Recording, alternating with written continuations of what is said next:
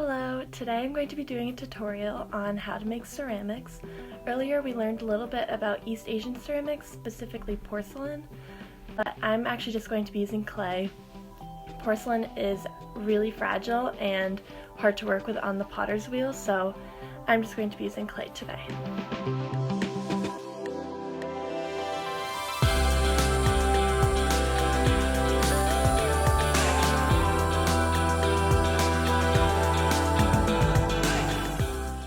To begin, you basically want to just slam your ball of clay onto the wheel so that it will stick.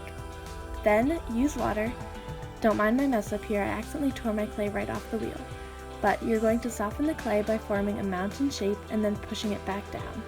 Do that a few times until your clay becomes easier to work with.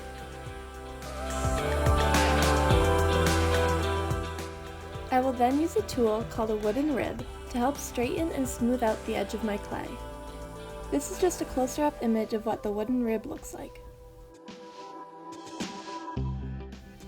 Once you have created a short cylinder-like shape, you're going to make a hole in the middle of the clay by taking your two thumbs back to back and pressing down, making sure you do not go all the way through the clay.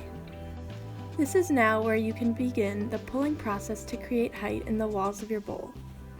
When pulling, apply a light, gentle pressure using the sides of your fingers.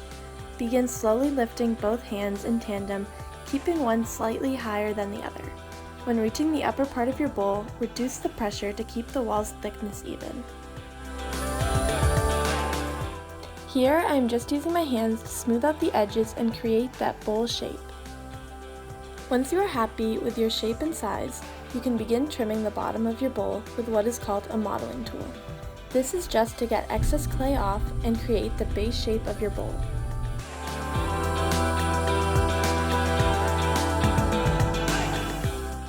I then am just going to add a few finishing touches to my bowl, like checking the thickness of my walls and smoothing out the edges with my sponge. And then you are done!